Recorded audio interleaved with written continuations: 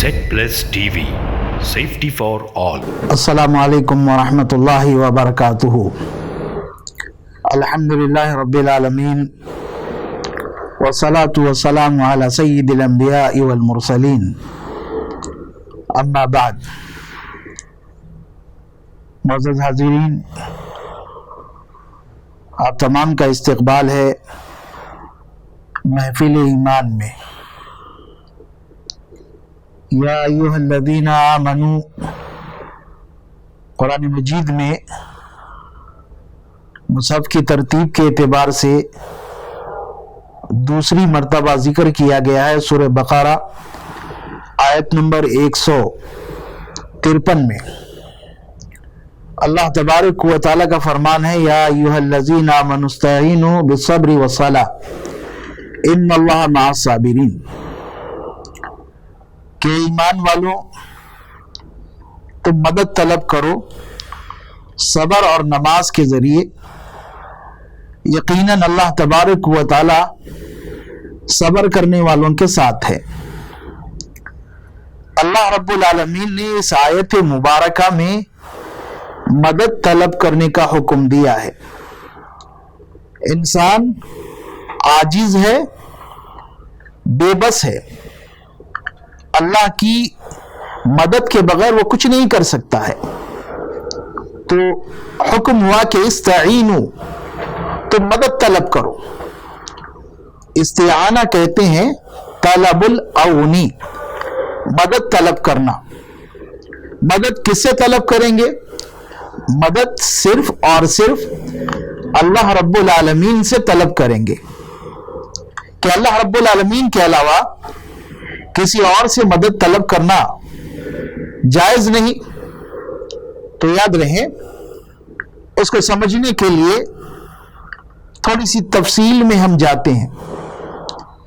کچھ کام ایسے ہوتے ہیں جو بندوں کے بس میں ہوتے ہیں، تو ایسے کاموں میں بندوں کی مدد لی جا سکتی ہے. جیسے مجھے قلم کی ضرورت ہے، میں اپنے ساتھی سے قلم مانگ رہا ہوں، تو یہ بات درست ہے. لیکن ایسے کام جن میں صرف اللہ رب العالمین ہی تصرف کر سکتا ہے، جن پر صرف اللہ رب العالمین کا اختیار ہے، اس میں اللہ کے علاوہ کسی اور سے مدد طلب کرنا درست نہیں ہے.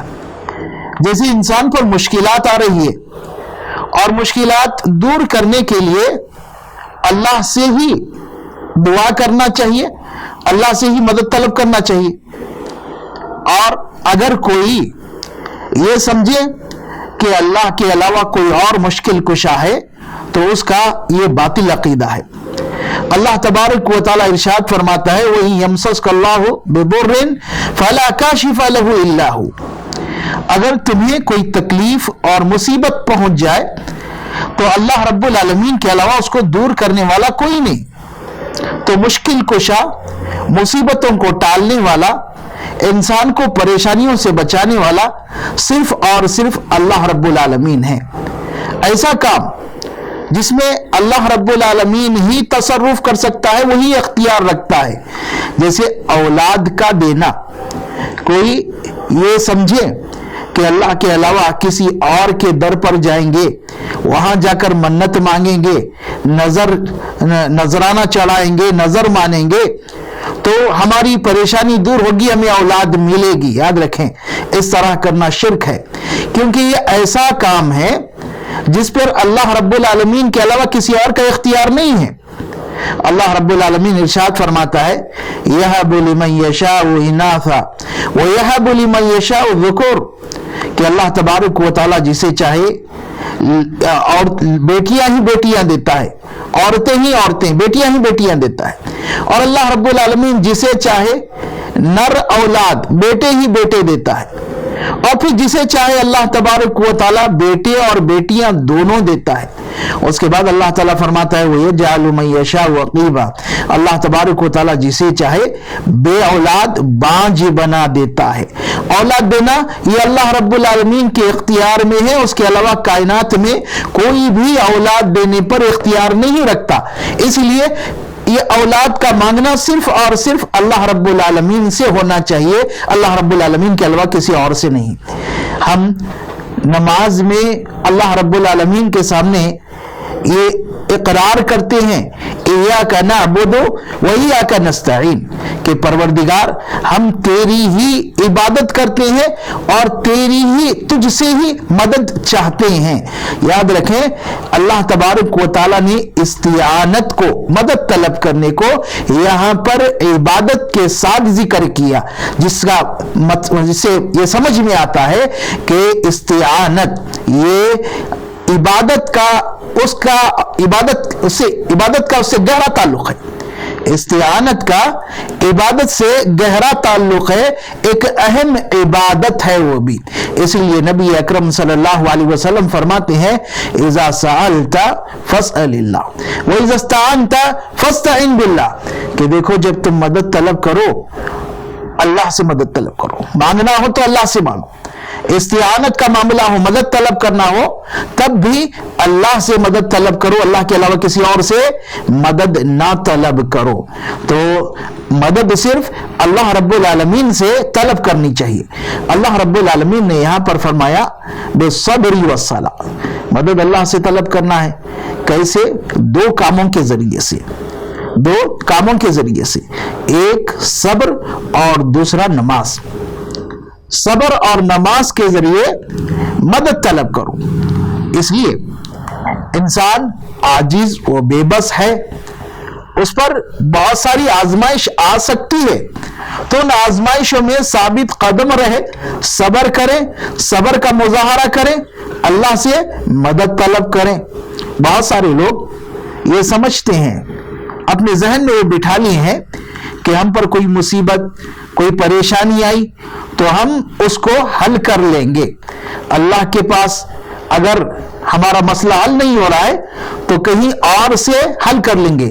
کوئی اپنی مصیبت اور پریشانی لے کر اپنے بابا کے پاس جاتا ہے، کوئی عاملوں کے چکر لگاتا ہے، کوئی پیروں فقیروں کو مشکل کشا اور مصیبت دور کرنے والا سمجھتا ہے۔ ایک بات یاد رکھیں، صبر یہ ایک مومن بندے کے لیے انتہائی ضروری عمل ہے، ایک عبادت کا ایک اہم حصہ ہے۔ ایک مومن بندے کے لیے صبر بہت ضروری ہے۔ کیوں؟ اللہ کے رسول صلی اللہ علیہ وسلم سے سوال کیا گیا کہ اللہ کے رسول سب سے زیادہ آزمائش کن لوگوں پر آتی ہے؟ تو نبی اکرم صلی اللہ علیہ وسلم نے ارشاد فرمایا الانبیاء، آزمائش سب سے زیادہ انبیاء پر آتی ہے۔ پھر اس کے بعد آپ صلی اللہ علیہ وسلم نے ارشاد فرمایا ثم الامثل فالامثل، پھر انسان جتنا زیادہ دیندار ہوگا اتنی زیادہ اللہ کی آزمائش اس پر آئے گی، اتنی زیادہ آزمائش آئے گی۔ انسان کے ساتھ مصیبت، پریشانی، آزمائشیں لگی رہتی ہے اور وہ صبر کرتا رہے تو نبی اکرم صلی اللہ علیہ وسلم فرماتے ہیں یمشی علی الارض وما علیہ قطیۃ، ایک وقت ایسا بھی آتا ہے کہ صبر کی وجہ سے اللہ تعالیٰ اس کے گناہ معاف کرتے جاتا ہے، اور پھر ایک ایسے وقت کو بھی وہ دیکھتا ہے کہ زمین پر چل پھر رہا ہوتا ہے، اس کا کوئی گناہ باقی نہیں رہتا، سب اللہ تبارک و تعالیٰ صبر کی وجہ سے معاف کر دیتا ہے، مٹا دیتا ہے۔ اسی لیے اللہ تبارک و تعالیٰ نے صبر کرنے والوں کی بڑی تعریف کی اور صبر کرنے والوں سے محبت کا اعلان کیا کہ اللہ تبارک و تعالیٰ صبر کرنے والوں سے محبت کرتا ہے۔ صبر یہ ایک ضروری عمل ہے، ایک ضروری صفت ہے مومن کے لیے۔ اللہ رب العالمین نے سورہ احزاب میں مسلمان مرد اور مسلمان عورتوں کی جو خوبیاں بیان کی ان میں سے والصابرین والصابرات بھی اللہ تبارک و تعالیٰ نے ذکر کیا، یعنی صبر کرنے والے مرد اور صبر کرنے والی عورتیں۔ ماہ رمضان ہمیں صبر کا بہترین درس دیتا ہے، بلکہ نبی اکرم صلی اللہ علیہ وسلم نے ایک موقع پر ماہ رمضان کو شہر الصبر کے نام سے بھی یاد فرمایا ہے کہ صبر والا مہینہ ہے، اس لیے اس ماہ میں صبر کرنا سیکھنا چاہیے۔ اور جو صبر کرتے ہیں اللہ تبارک و تعالیٰ نے انہی آیات کے بعد ارشاد فرمایا وبشر الصابرین، کہ صبر کرنے والوں کو بشارت دو، خوشخبری دو۔ صبر کرنے والے کون ہوتے ہیں اس کو بھی اللہ تبارک و تعالی نے واضح کیا. الذین اذا اصابتهم مصیبہ قالوا انا للہ وانا الیہ راجعون. صبر کرنے والے وہ جنہیں تکلیف اور مصیبت پہنچتی ہے تو وہ چلا پکارا نہیں کرتے اور نہ ہی ادھر ادھر بھاگے پھرتے ہیں، بلکہ کیا کرتے ہیں وہ جب انہیں مصیبت پہنچتی ہے قالوا انا للہ وانا الیہ راجعون، وہ فوراً پکار اٹھتے ہیں کہ ہم تو اللہ کے ہیں، اللہ کے پاس ہی لوٹ کر جانا ہے، اللہ کی ملکیت ہے، اللہ جو چاہے ہمارے ساتھ کر سکتا ہے. یعنی اپنے بہترین عقیدے کا وہ اظہار کرتے ہیں، اللہ پر اعتماد ظاہر کرتے ہیں، اس پر توکل کو جتاتے ہیں کہ ہم اللہ پر توکل کرنے والے، اللہ پر اعتماد کرنے والے ہیں. اللہ تبارک و تعالیٰ فرماتا ہے اولئک علیہم صلوات من ربہم ورحمہ واولئک هم المہتدون. یہ صبر کرنے والے، ان کے اوپر اللہ رب العالمین کی جانب سے سلامتی نازل ہوتی ہے، انہیں اللہ کی رحمت ملتی ہے اور یہی لوگ راہ راست پر رہتے ہیں. تو صبر کا بہت اہم مقام ہے اسلام میں.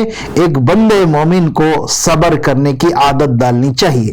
تو پہلا عمل جس کے ذریعے اللہ کی مدد طلب کرنا ہے وہ ہے صبر. دوسرا عمل اللہ تبارک و تعالیٰ نے صلاح کا ذکر کیا.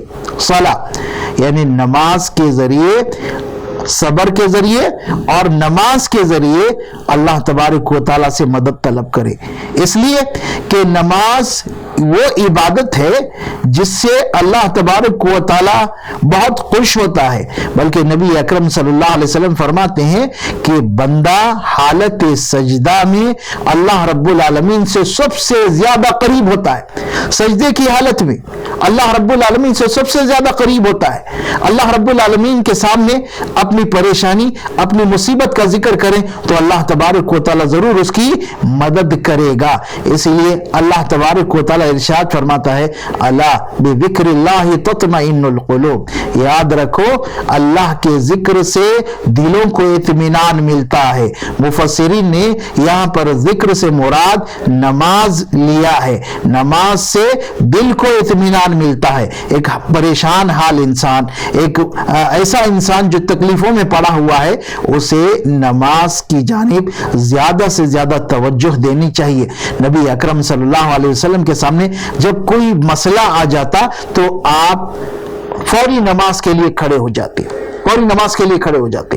اسی لیے اللہ تبارک و تعالیٰ نے قرآن مجید میں نماز کی تاکید کی ہے بے شمار مقامات پر کہ نماز ادا کریں. اور پھر نماز ادا کرنے والے یہ کیسے ہوتے ہیں اس کا بھی ذکر کیا، اور مومنوں کی ایک پہچان بتائی کہ الذین یقیمون الصلاۃ، کہ مومن وہ ہوتے ہیں جو نماز قائم کرتے ہیں. اور نماز قائم کرنے کا مطلب نماز کو اس کے وقت پر تمام آداب کے ساتھ ادا کرنا ہے. اس کے بعد اللہ تبارک و تعالیٰ ارشاد فرماتا ہے ان اللہ مع الصابرین، کہ اللہ تبارک و تعالیٰ صبر کرنے والوں کے ساتھ ہے. اللہ رب العالمین صبر کرنے والوں کے ساتھ ہے، یعنی اپنی مدد کے ذریعے اللہ تبارک و تعالیٰ ان کے ساتھ ہوتا ہے. صبر کرتے ہیں تو اللہ تبارک و تعالیٰ کی مدد بھی ضرور آتی ہے. اس لیے ہمیں اس آیت کی روشنی میں اپنی اصلاح کرنی چاہیے. مدد صرف اور صرف اللہ سے مانگنی چاہیے، اور مدد جب مانگ رہے ہیں تو ساتھ ساتھ صبر کا مظاہرہ کرنا چاہیے، اور نماز کی پابندی، فرائض کی پابندی کے ساتھ ساتھ نفل نماز کثرت سے پڑھنا چاہیے. اللہ تبارک و تعالی ہمیں عمل کی توفیق عطا فرمائے. السلام علیکم ورحمۃ اللہ وبرکاتہ.